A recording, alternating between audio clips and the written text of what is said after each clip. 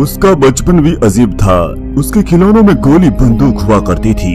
डरना तो उसने कभी सीखा ही नहीं था। जैसे जैसे वो बड़ा होता गया, देशभक्ति का जुनून उसे सोने ही नहीं देता था।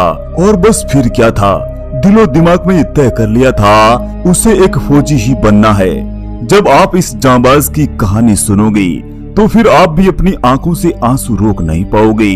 वो चाहता तो अच्छी सैलरी वाली नौकरी कर सकता था, लेकिन भारत माँ के उस बेटे ने इसके बदले चुना एक ऐसा काम जहाँ हर रोज हर कदम पर उसका वो काम बलिदान मांगता था, जहाँ आपके शौर्य और पराक्रम की कदम कदम पर अग्नि परीक्षा ली जाती थी। और इससे इत्तेफाक ही कहिए या कुछ और, वो वीर सपूत इस धरती पर आया भी तो एक देशभक्ति वाले दिन।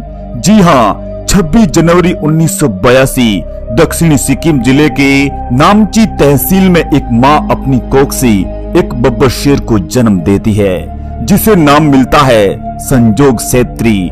संजोग के पिता का निधन तब हुआ जब वो छोटे थे, इसलिए उनका और उनकी बहन संगीता को संजोग के पिता के बड़े भाई ने गोद लेकर ही उनका पालन पोषण किया था। लेकिन उन्हें कभी भी पापा की कमी महसूस नहीं होने दी। संजोग सबसे हटकर था। उन्हें बचपन से ऐसा काम करना था जिसमें हर रोज वो मौत को मात दे सके। और फिर क्या था, लग गए रात दिन एक करने में। कड़ी मेहनत के आगे भला कोई टिक पाया था। मात्र 19 वर्ष की आयु में भारतीय सेना ज्वाइन कर ली थी। उस जांबाज की एनर्जी का कोई जवाब नहीं था। उनका जोश और जज्बा देख उन्हें सेना के विशेष दल पैरा कमांडो के लिए चयनित भी कर लिया था। ये 9 पैरा एसएफ फोर्स थी। इसमें एक से एक शूरवीर अपनी बहादुरी, अपने अदम्य साहस, शौर्य और पराक्रम का इतिहास लिए बैठे थे। संजोग सेठी ये समझ चुके थे कि जिस राह पर वो चल पड़े हैं वो इतनी आसान होने वाली नहीं है। पैरा स्पेशल फोर्स ऊपर से 9 पैरा एसएफ थी, लेकिन संजोग तय कर चुके थे यहाँ से निकलने के बाद संजोग सेठी पैरा ट्रूपर या पैरा कमांडो संजोग सेठी बन चुके थे। संजोग की unit 9 para SF Jammu Kashmir में तब से ऑपरेटिव है जब से वहाँ आतंकवाद ने पनपना शुरू ही किया था। मतलब 1980 के आसपास से ही ये यूनिट आतंकियों के लिए काल बनी हुई थी। आतंकी इस यूनिट के नाम मात्र से ही थर थर कांपते थे। और आखिरकार जिस बात का डर था वही हुआ। रोजाना की तरह ये यूनिट अपना काम कर रही थी। गर्मियों के दिनों का एक सामान्य दिन था। हर रोज की तरह संजोग और उनकी यूनिट तैयार थी। उन्हें किसी तरह इनपुट मिला कि कोई बड़ा हादसा होने वाला है। फिर क्या था, तारीख थी 22 जून 2003। जगह राजौरी सेक्टर का सुरंगकोट इलाका। इस इलाके को रेड जोन घोषित कर दिया था। रेड जोन मतलब ऐसी जगह जहां आतंकियों की तादाद काफी ज्यादा हो। और इस तरह 9 पैरा फोर्स को टारगेट मिला कि दुश्मनों का सफाया किया जाए। संजोग और उनकी टीम रात भर जागकर उन इलाकों में तलाशी लेती रही, लेकिन कोई फायदा नहीं हुआ।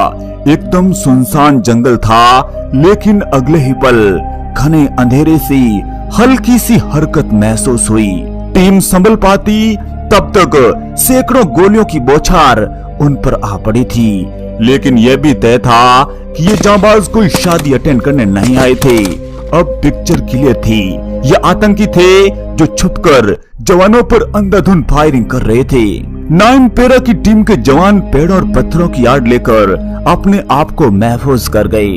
लेकिन फायरिंग इतनी हैवी थी कि ज्यादा देर उनका ये कवर काम नहीं आ रहा था। फायरिंग का अंदाजा आप इस बात से लगा सकते हैं कि जवान अपना सर तक नहीं उठा पा रहे थे। अब तक पैरा कमांडो संजोग सेठी भी ये समझ चुके थे कि यहाँ छुपकर ज्यादा देर तक वो बच नहीं पाएंगे। और फिर क्या था, अपने वतन को याद कर संजोग ने एक बड़ा ही साहस भरा कदम उठा लिया। अब उनकी निगाहें केवल और केवल आतंकियों को ढूंढ रही थी। अब उन्हें मौत सता नहीं रही थी। वो उस गुफा की ओर आगे बढ़ते चले गए जहां आतंकी छुपे हुए थे। क्षण भर में ही गोलियों की बौछार के बीच संजोग गुफा के एकदम करीब पहुंच चुके थे और फिर अपने हाथों से उस गुफा में ग्रेनेड डाल दिया था। जोरदार धमाका हुआ।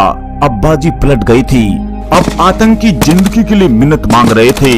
सीधी फायरिंग में 2 आतंकियों का खात्मा कर दिया था, लेकिन अब भी दूसरी तरफ से फायरिंग आ रही थी। सामने से आ रही अंधाधुंध गोलियों ने संजोग के शरीर को छलनी छलनी कर दिया था, लेकिन उनके कदम आगे की ओर बढ़ रहे थे।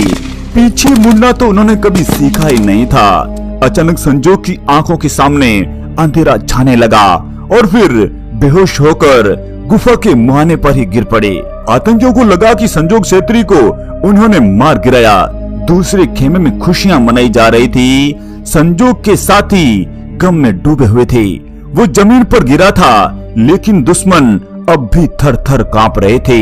उनकी बॉडी पर अब भी वे गोलियां बरसा रहे थे, लेकिन उन कायरों को ये मालूम नहीं था कि एक भारतीय सेना का जवान, और वो भी पैरा कमांडो, उसे गोलियों से रोका नहीं जा सकता।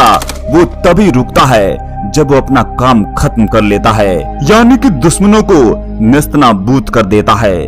आतंकी जैसे ही संजोग के पास पहुंचते हैं, वो झट से खड़े हो जाते हैं और फिर अपना चाकू निकाल देते हैं। ये देख आतंकी खेमे में खलबली मच जाती है, लेकिन तभी संजोग ने एक आतंकी को अपने हाथों से पकड़ लिया और उसे तेज धार वाले चाकू से सलाद की तरह काट दिया था। और जाते जाते दुनिया को ये बता जाते हैं कि वो उस पैरा एसएफ के जांबाज कमांडो है, जो अपने साहस, पराक्रम और बलिदान के लिए पूरी दुनिया में जानी जाती है। उनका ये पराक्रम देख सभी साथी जवानों के अंदर जोश भर जाता है। उसके बाद तो उनकी पलटन में एक नया जोश भर गया था, और फिर क्या था, पल भर में ही उन आतंकियों को जहन्नुम का रास्ता दिखा दिया था।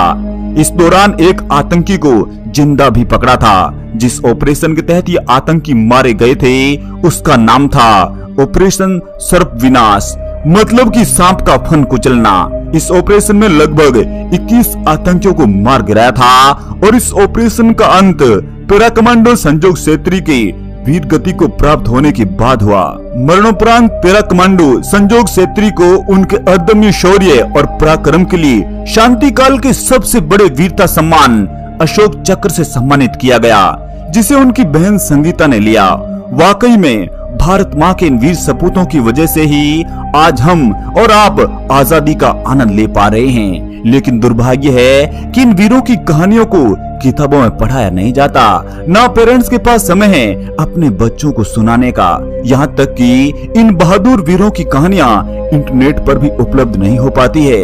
हम बॉलीवुड के नकली हीरोज को देखकर तो खूब ताली बजाते हैं, लेकिन इनकी शहादत पर एक आंसू तक नहीं बहा पाते। गर्व करना तो छोड़ दीजिए साहब, लेकिन जवानों की खूबी पता है आपको। आपकी लाख नजरअंदाजी के बाद भी ये अपने कर्तव्यों को पूरी ईमानदारी से निभाते हैं। सर्दी, गर्मी, बरसात, दिन हो या रात, जवान भारत माँ की रक्षा के लिए हर समय तैनात रहते हैं। यूनिक डिस्कवरी टीम भारत माँ की वीर सपूत पैरा कमांडो संजोग छेत्री को नमन करते हैं। ये भारतवर्ष आपके बलिदान का ताउम्र ऋणी रहेगा। जय हिंद, वंदे मातरम।